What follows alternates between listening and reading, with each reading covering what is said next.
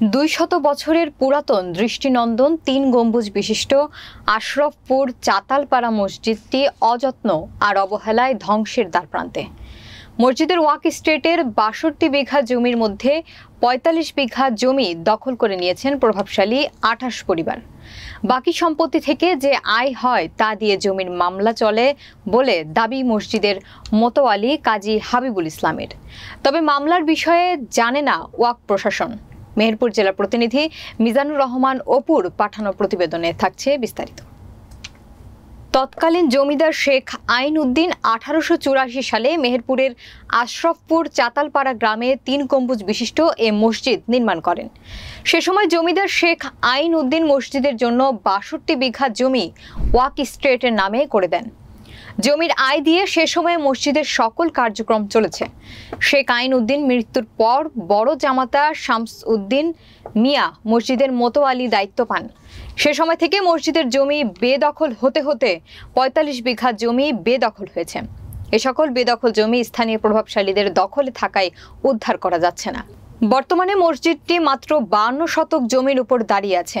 এছাড়াও প্রায় 13.5 বিঘা জমি রয়েছে বর্তমান মোতোয়ালি কাজী হাবিবুল ইসলামের দখলে, কিন্তু সেখান থেকেও মসজিদকে কোনো সহযোগিতা করা হয় না। পুরো জমি উদ্ধারের জন্য মামলাও করেছেন বর্তমান মোতোয়ালি, কিন্তু দীর্ঘ সময় পার হলেও কোনো ফলাফল পাওয়া যায়নি। আমি জানা মতে 170-80 বছর বয়স হবে।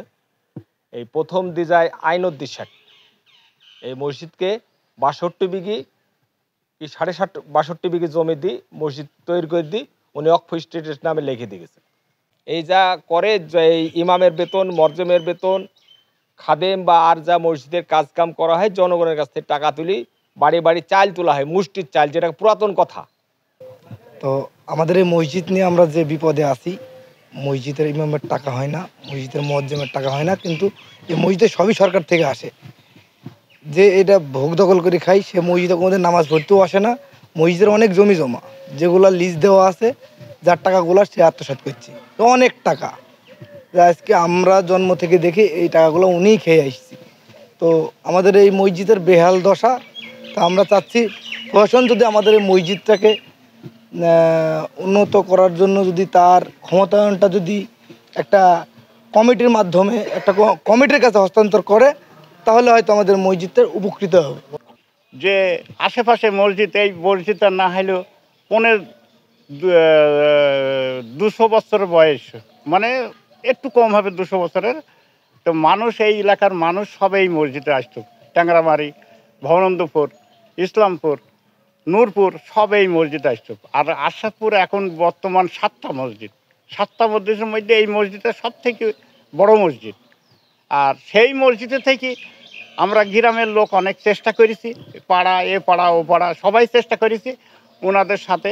ওই মুতাল্লি বলে আমার বাপ দাদা আমরা দেখি যাব, দলিলের এটা আছে, আমরা করব, বাইরের লোকে মাথা কামাইতে পারবে না।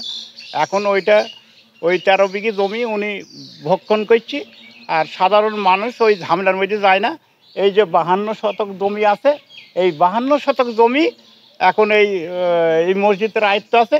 এই মসজিদ এইটা নিয়ে আর জনগণ সুবিধি এই চাঁদা পর্দা তুলি এই মসজিদ চালাইছে। এই মসজিদটা ধরেন আমরা জনগণে এই মসজিদটা চালাচ্ছি। এখানে ঘরগুলা করেছে, যা কিছু করেছে সব জনগণের কাছে থেকে নি। এই যে 13 বিঘে যে সম্পত্তি আছে ওই বিডিআর নামে, ওই বিডিআর উনি ভোগ করছে, মসজিদের নামে আছে, উনি ভোগ করছে। আচ্ছা, আমরা তো তাকে বলছি যে আপনি আমাদের কাছে আসেন, এসে আপনি যে হুকুমটা করবেন আমরা হুকুমটা শুনবো, আপনি মসজিদটা উন্নত করেন। তার কারণ দেখেন আজকে যে মসজিদে কোনো টাকা নেই, পয়সা নেই, হ্যাঁ হঠাৎ করে একটা তৈরি করছে, সে মসজিদে দেখেন কত উন্নত মানুষের দিয়েছি। আর আমাদের এই মসজিদটায় ওই সম্পত্তি আছে বিধায় আমরা যার কাছে টাকা দিতে যাই তিনিই বলে যে মসজিদের তো সম্পত্তি আছে, আমরা দেবো কেন। 62 বিঘার মধ্যে আমার তত্ত্বাবধানে মাত্র 13.5 বিঘা জমি আছে। সেখান থেকে মসজিদকে কিছু দেওয়া হয় না, কারণ সেখানে সরকারি কোনো নিয়ম মানা হয় না।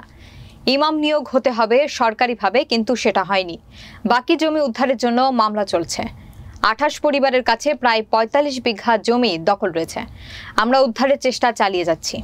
সেই ইনকামগুলো ওই ভূমি কর, ওয়াক চান্দা এবং এই প্রশাসনিক মামলা খরচ কি জমি উদ্ধার মামলা খরচ ওয়াকফের নীতিমালা অনুযায়ী সেইগুলো আমি ওনাদের কাছে হস্তান্তর করি।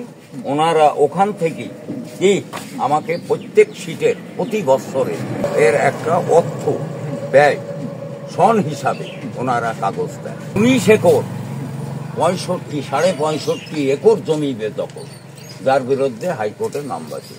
ওয়াক দেবে ডিসি সাহেবের মাধ্যমে নির্ধারিত।